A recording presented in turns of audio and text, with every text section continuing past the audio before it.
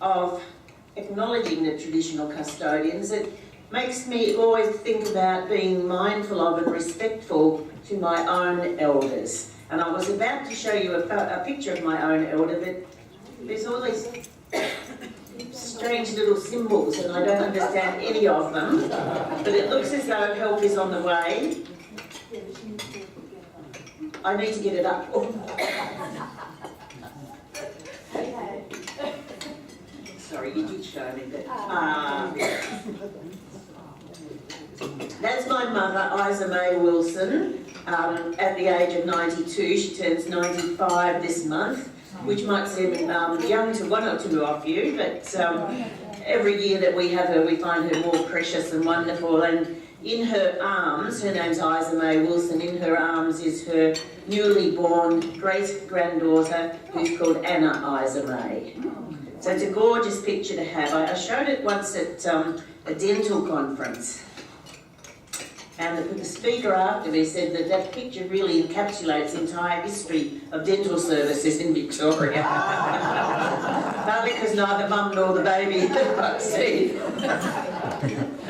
But mum was staying with me recently and we had her brothers there as well. And around about 9:30 she said, "Oh, when I was about 6, she said, Mum used to sing a song to us and I've never heard it since.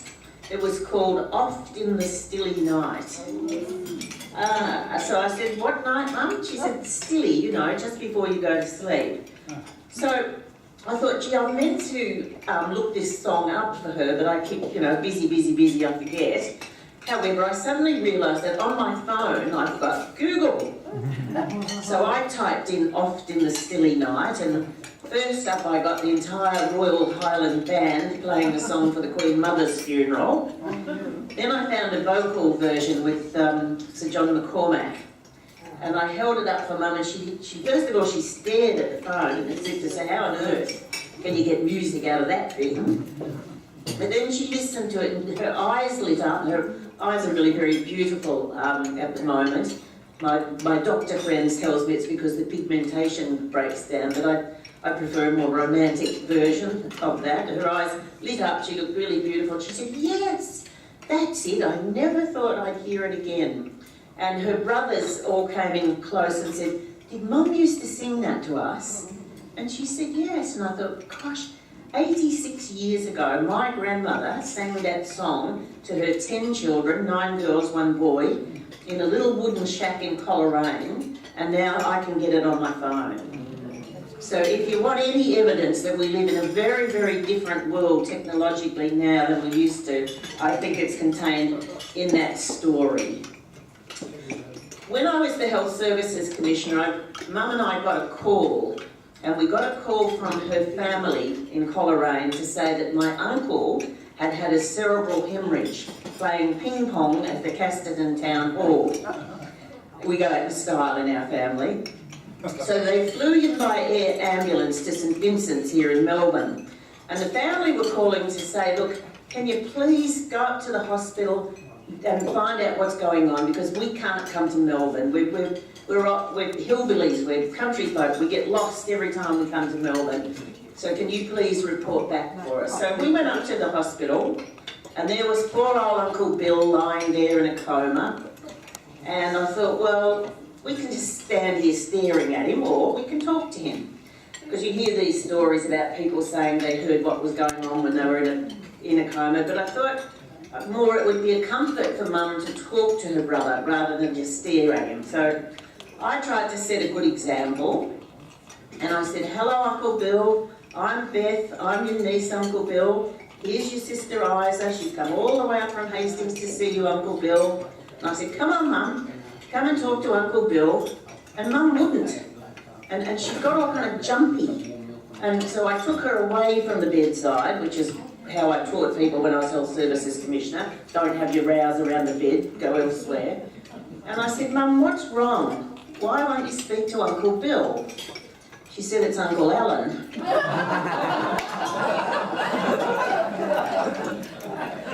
I hope that story illustrates my personal belief that there is nothing that we can't get a laugh out of together. As long as we don't laugh at people, we laugh with people, and you can laugh at yourself as much as you like. Now, Kerry, I'm sorry, I did change the title of the talk a little bit. I decided to talk on leadership, community building, justice, and capital punishment. Is that okay? I don't know if that's enough. We'll see how we go, because my personal belief is that community building is the most important task that any one of us has got as a citizen. So I've been thinking, well, what actually is community? We often talk about the community, but of course it's not a single thing. We all belong to many communities. Our community could be geographically determined. I used to live at Windsor. I now live at South Yarra. Oh, that's easy. People used to say to me when I was at St Kilda East, "Where do you live, Beth?" And I'd say St Kilda East. Now, and they go, "Oh, that's not." Now, "Where do you live, Beth?" South Yarra. And they all go, "Oh." So I actually find myself fibbing sometimes and saying Paran, just so that I won't get that geographically determined reaction. And of course, we all belong to communities of professions. I'm a lawyer, you'll be doctors, accountants, whatever. We belong to that professional community as well. Or the community that we identify with could be defined by language, ethnic background, or culture. Oh, have I done something? I should stay right away from it now, because I don't need it anymore. That lady there, Edith Joy Morgan, she was a knockabout social worker that I worked with on the Social Security Appeals Tribunal, and she was a fantastic example to me when I was a youngster, and she was a great community builder. She worked really at the grassroots. I remember one night, an Italian man came in quite late on a cold Melbourne winter's night with all of his belongings in a plastic bag. He'd sold his milk bar during the recession in the 80s, and he sold it to cover his debts of $4,000 so that his honour would be intact, and he also agreed to work for the new owners for 6 months for free. He'd done that, and the 6 months was up, he had no job, they threw him out, he went to Social Security and they said, no, you didn't qualify for unemployment benefit because you were not available for work. And it was getting very late. We wanted to refer him to COASIT or one of the other Italian helping agencies, but he refused. He said, no, they talk.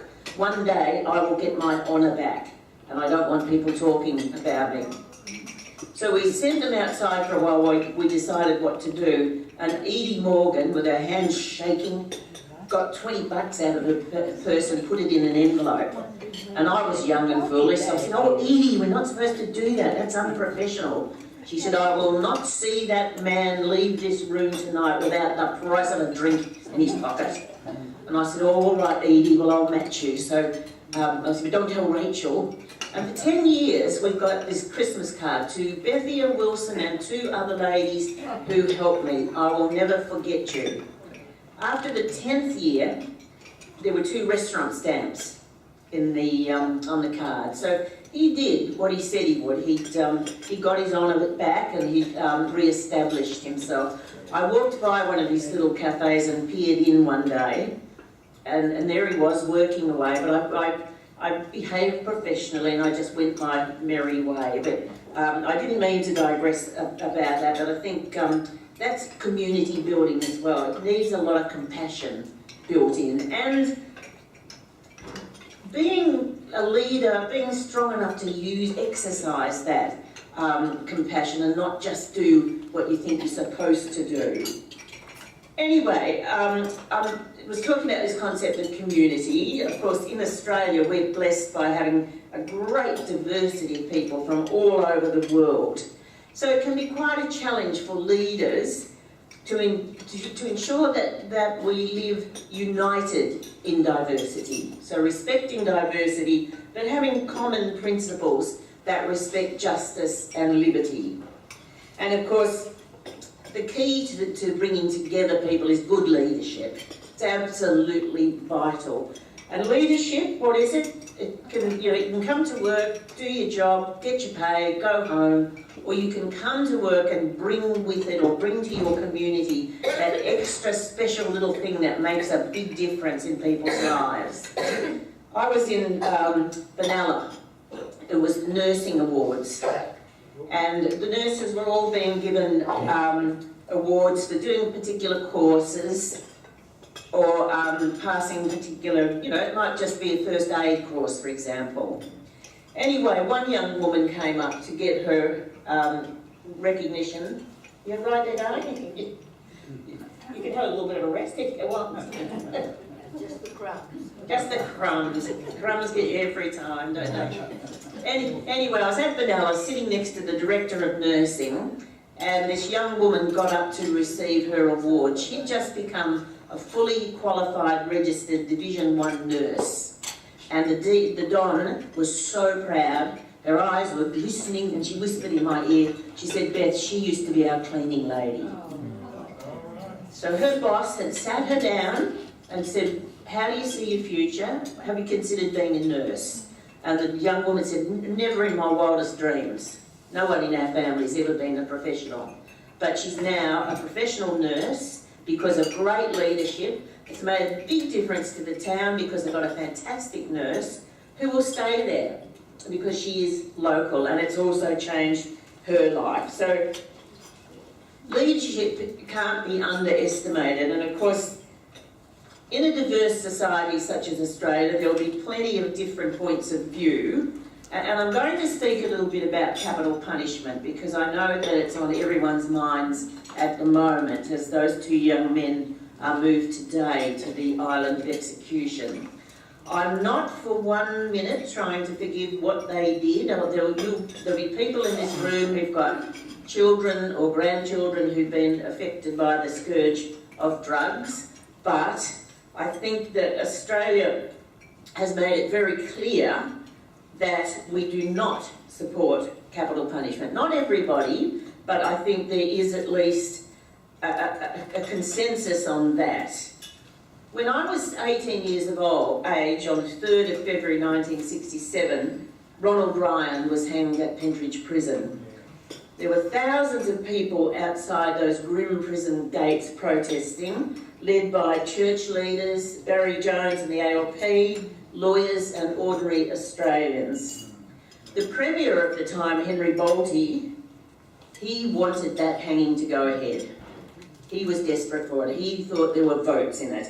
He felt cheated when Ronald Tate had his death sentence commuted because of insanity. So Bolte was determined to have an execution during his time in power, and Ronald Ryan provided him with that opportunity. Henry Bolte was quoted in the media as saying something like, "The more they protested, the tighter the noose went around his neck." Bolte liked to be thought of as a simple farmer, but he had an astute political sixth sense which told him that he would benefit from Ryan being hanged. And interestingly, Ryan's legacy has turned out to be the very fact that he was the last person ever executed in Australia, where we now have a very large community of disapproval of capital punishment. Our current Prime Minister, Tony Abbott, is not particularly well known for his civil libertarian approach to politics, but he has stated very firmly, with confidence, knowing he has consensus, Australia does not support capital punishment. It's come a long way from when I was 18 years of age. The two young men awaiting execution in Indonesia, as I said, I'm not trying to exonerate what they did, but I couldn't help thinking of the beautiful words of Don Walker's song about Barlow and Chambers, who were also drug runners, Australians, who were executed in Malaysia in 1968. And the song goes like this: Chambers said to Barlow in their last night on death row, "Come on, my brother, take my hand and don't cry. We are in a foreign land and it's time to die." I'm sorry, I didn't mean to get so emotional. Big breath. It's a lovely song, though. At that time, Bob Hawke, by comparison with Henry Bolte, described the executions as barbaric. So very different kind of leadership there. And similarly in 2005 when Nguyen Tuong Van, also an Australian citizen, was executed in Singapore. I'm a lawyer, and I know that one of the very important purposes of punishment by criminal law, one of them, is rehabilitation. And I haven't heard anyone arguing that Chan and Sukumaran are not rehabilitated. There's much been written about this, including Chan's religious leadership, Sukumaran's art, and the assistance that they provided to other prisons. So rehabilitation is a very important part of the criminal process. However, it just does not seem to be important to Indonesian leaders at the moment. And frankly, if I was the manager of Kerobokan prison, I would be horrified about this, because how do you run a prison when rehabilitation doesn't matter? What incentive is there for good behaviour, for people to reform, for people to help others, if you're going to get killed anyway? The great Russian writer Dostoevsky was sentenced to be shot by a firing squad. He writes what it's like to be a condemned man awaiting execution. They actually stood him up before the firing squad before commuting it. And he describes the extraordinary distress that caused, and from which he never ever recovered. So we're fortunate to live in a country where the overwhelming majority do not support capital punishment, and where our leaders can state this forcefully and with conviction. And it's my belief that we have to continue to uphold the principle that the state should never sink to the level of murderers. So I hope that people will continue their efforts on behalf of Andrew Chan and Mayoran Sukumaran, whether this is just through your prayers, your letters, or the conversations that you have in your communities. Because sometimes it's the community which actually provides leadership to our leaders. So thank you very much for your patience. Shall we discuss? Or you can ask questions about anything from health to what I've just spoken about, or tell us your stories. Firstly, I'd like to make a little point. It's just so nice to see emotion. Oh, Like, you actually do feel. And I didn't think that was going to happen. yeah, and it's nice to see. I know that sounds a bit weird, but it's nice to see that it's a genuine thing that you can't help coming out, as opposed to a statement because you want to vote. Yeah. So I really appreciate Thank you. that. Thank you. You might not have appreciated it, but I did. Has anybody got any questions, Frank? Thank you. I was interested in your comments on Indonesia. The last couple of years I've spent maybe 25% of my time there on a come-and-go basis. And the thing that's intriguing for me, given the firm stance of the new president on this issue, is that as you read the Jakarta English press, I can see it's English press, you read more about what he's trying to do to forestall executions of Indonesians in places like Saudi Arabia. So we were just discussing, Interesting, isn't it? dare I say, the hypocrisy of this whole process, and that's distressing. It's distressing, because at the end of the day it's those two young men and anyone who has to face execution. It's just inhuman. I'll just go, there was a question over there first and then we'll get to you, George. I'd just like to bring you up to date on certain aspects of this problem with regards to newspaper reports and so on, because I, like yourself, believe that the state has no place for murder, and capital gain is not part of our society and the enlightenment of society. However, in terms of the political aspect and so on, what the papers have been writing about is that our own federal police had knowledge, prior knowledge, that the Bali Nine were involved in a number of transportation events, and they decided to let the Indonesians know about it, and therefore they got caught. So would you say, in a way, that we washed our hands from a major problem where we knew that in our society the verdict would have been completely different? Now, even the head of the federal police stated that he passed the information down.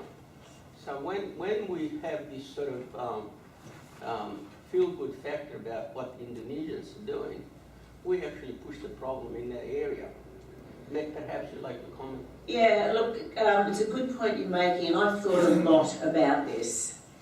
And I'm not completely down on the federal police, because they were doing their job. It was at a time when executions weren't happening in Indonesia. So there's been times when there's been a lull. Also, of course, from the police's point of view, if they had let the 9 drug runners take drugs from Indonesia and arrested them in Australia, they actually would have been aiding and abetting a crime. So I think they were in a bit of a dilemma, but the consequences are awful. You're absolutely right to say that. But I'm at the end of the day, they did what they did. It was wrong. They knew it was wrong, but the punishment is too harsh. And I'm not looking to scapegoat the federal police. Does anyone else want to make a comment on that? Just that the woman, I believe it was a woman who supplied him the drugs, was allowed to go. She's the supplier of the drugs to them. This is a big problem with this whole area. We get the runners, we get the mules, we don't get the big guys at the top. And they get executed and the others get mansions.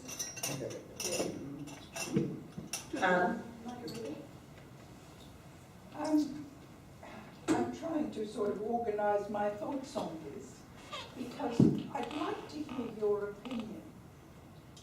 Why this particular case, which brought you to such a wave of emotion, is being played and overplayed and overdone in the press for weeks on end. And we're all saying, aren't we good? We don't approve of this. Whereas thousands of people are being tortured, living a life of no future and despair, with children and mothers and old people, and nothing is said or done. Now you are in a position to speak out, and you have chosen to attack somebody where it's the law of the land.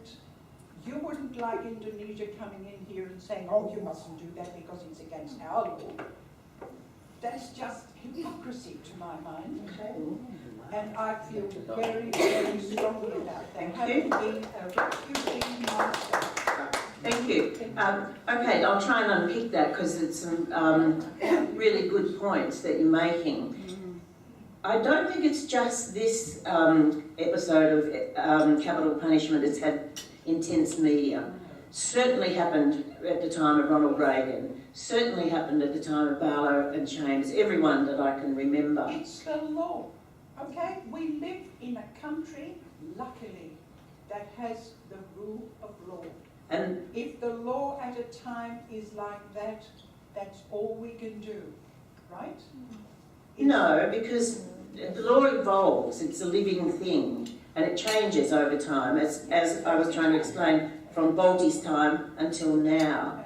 But all of the other things that you're mentioning, torture, all of those things, when we single out an individual and make a plea for them, and I'm not attacking Indonesia, I hope that what I was saying is more of a plea than an attack, because I do respect their sovereignty, of course.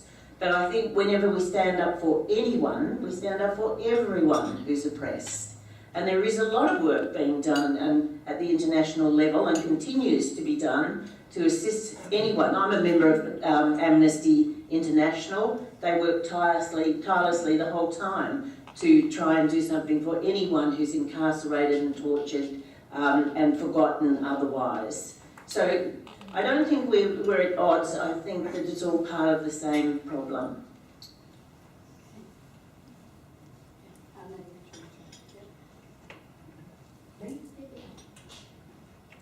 In the late 1980s, the ACCC resolved to get two groups of employed people, business people, who simply took what they could get, and one was the airline pilot, who said, we'll have this, thank you. They got the airline pilots.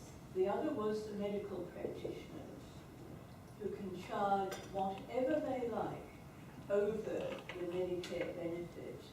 And this is in large part due to the medical colleges having control of how many students can enter and therefore practice as medical specialists.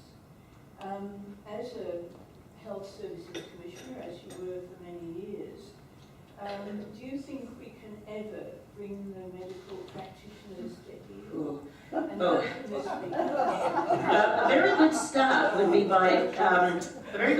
be by inviting Dr. Sally Coburn, otherwise known as Dr. Feelgood of 3AW, to address your group on just this subject, because Sally has just written a very, very interesting essay on monopolies in the colleges, and it's an absolute passion of hers. I worked closely with Alan Fells when he first tackled the colleges, and they were horrified that anyone would question them and would dare to come between them and their patients. But it is a closed shop, it is a monopoly, there is bullying, as always happens when you have a monopoly in a closed shop. And there's a lot more work to be done there, but Sally's a real expert on this, so I might suggest to you that you consider her talking about it. Or, if you feel strongly about it, have a chat to me and I'll give you Sally's details, because she'll talk to you all day about it. My question is more a technicality based on George's question. You mentioned that the federal police couldn't do much because they'd be aiding and abetting. At what point, I mean, as soon as they know that there's a likelihood of something happening or something illegal happening, at that point, anything after that would be aiding and abetting, even. They've got to investigate, of course.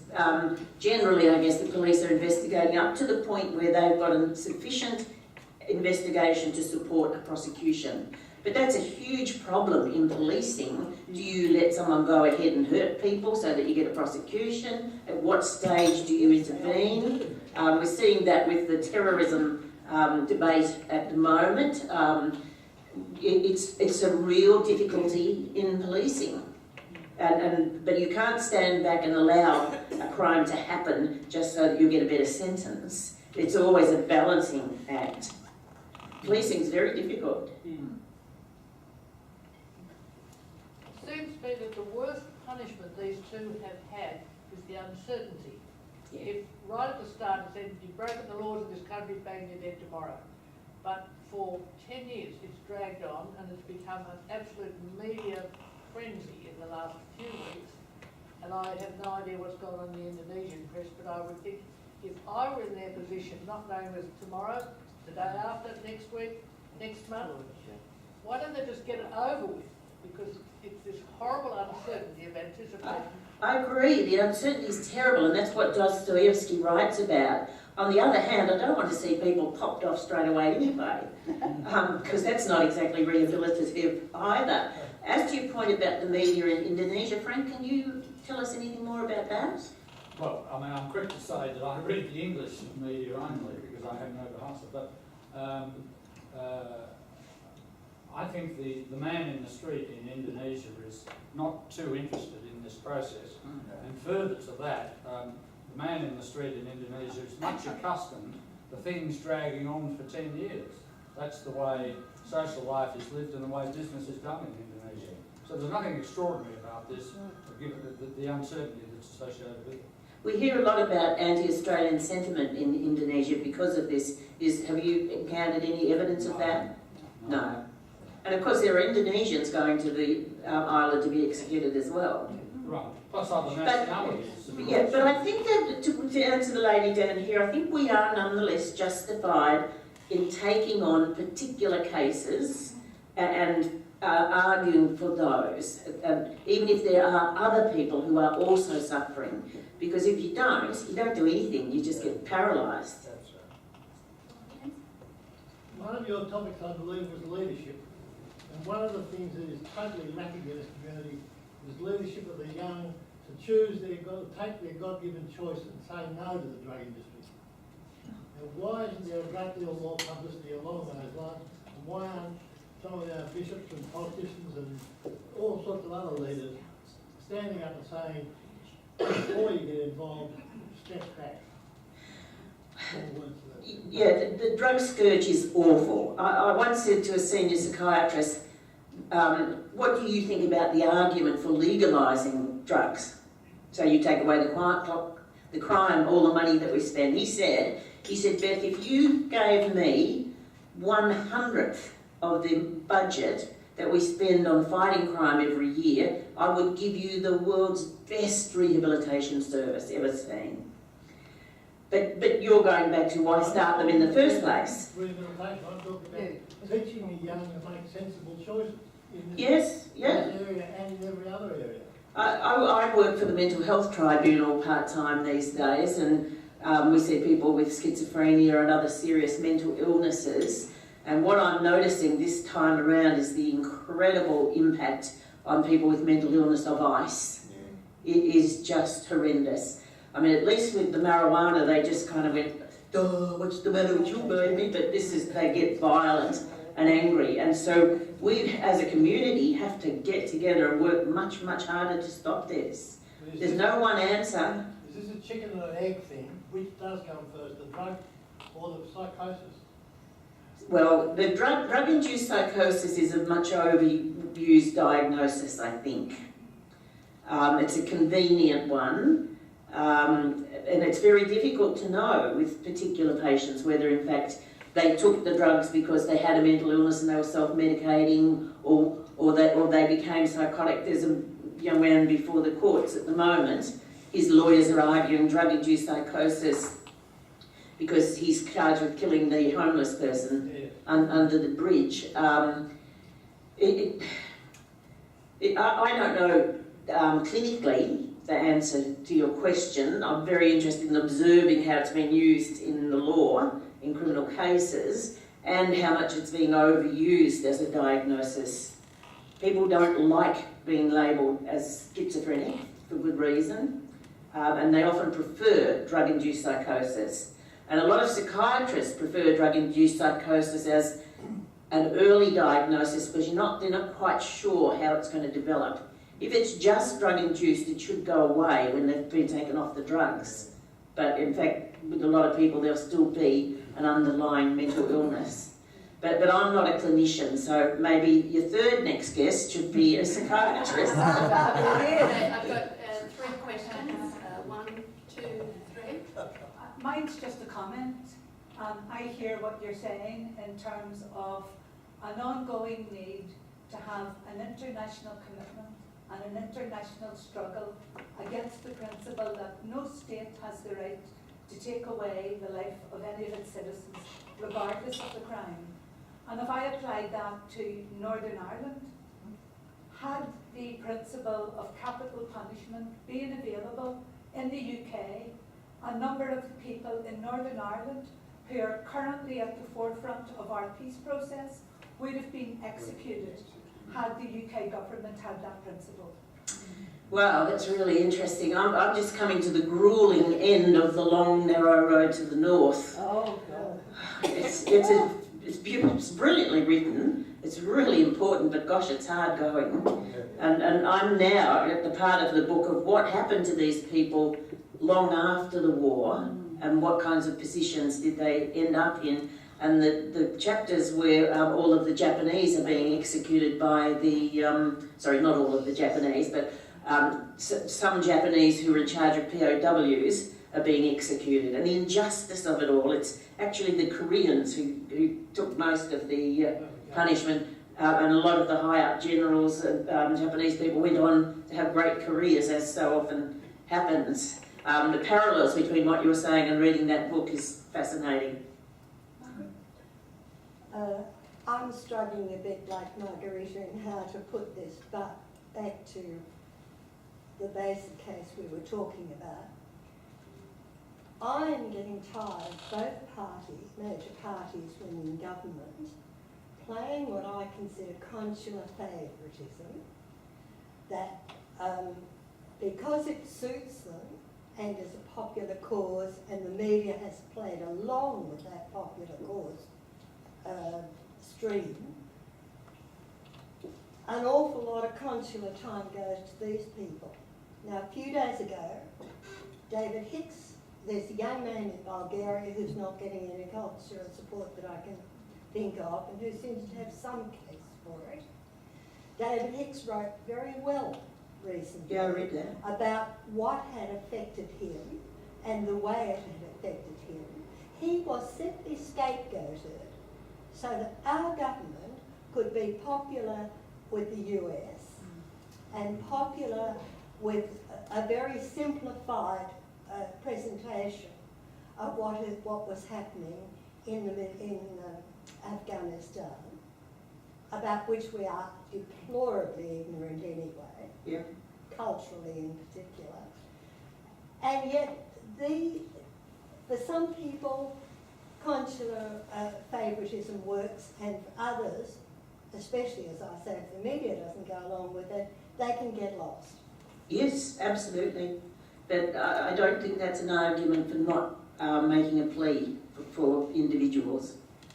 Then by all means make it a more nuanced, effective, private plea as far as these two are concerned, because what the government has done has been bullet in a china shop stuff.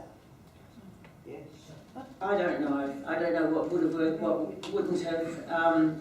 Media have their role to play. I actually had a pretty good run with the media when I was Health Services Commissioner. They were really helpful at exposing some terrible rogues that, like Noel Campbell, who was an ex-dentist, who he was called up for unprofessional conduct in that he did anally introduce oxygen gas for the relief of dental pain.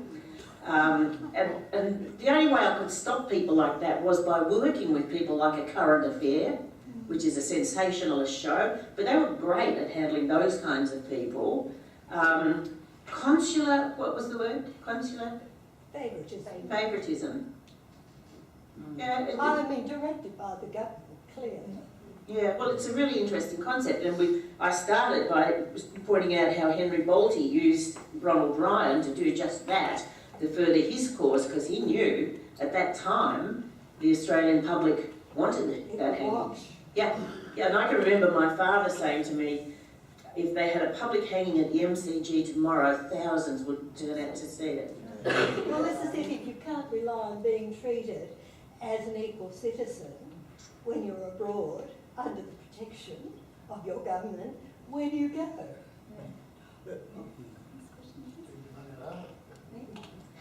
I was going to say, I think we all know why the drug trade continues. It's because people in high places are making a lot of money out of it. And things really haven't changed dramatically. It's seen from the Fitzgerald report. Yes. Yep, you're right. That's why it continues. And it continues because people want to do it. The young like to take risks. I'm just glad that wasn't around much when I was young, because I would have been silly enough probably.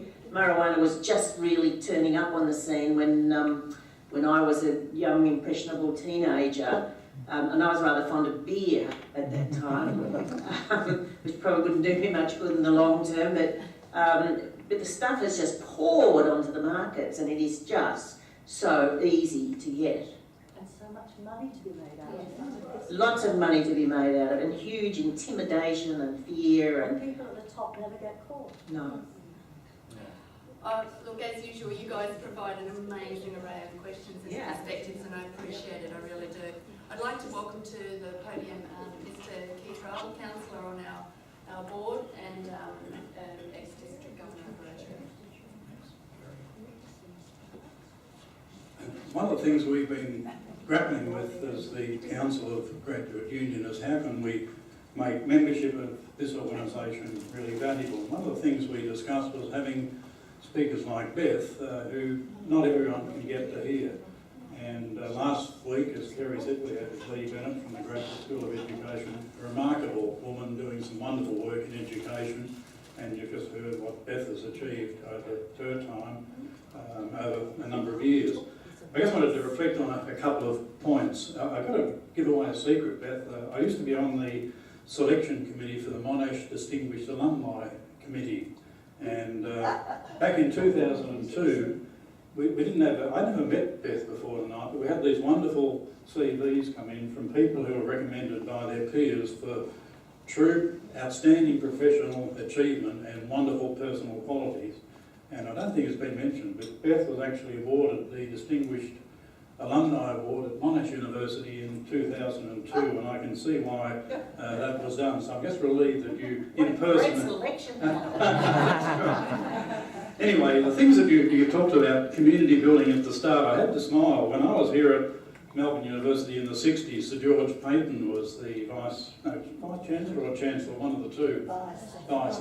And when he was asked where he lived, he said, Brunswick, oh. And people would say, why do you say that? Well, I live in Brunswick and the people from South Yarra and Toorak say, oh.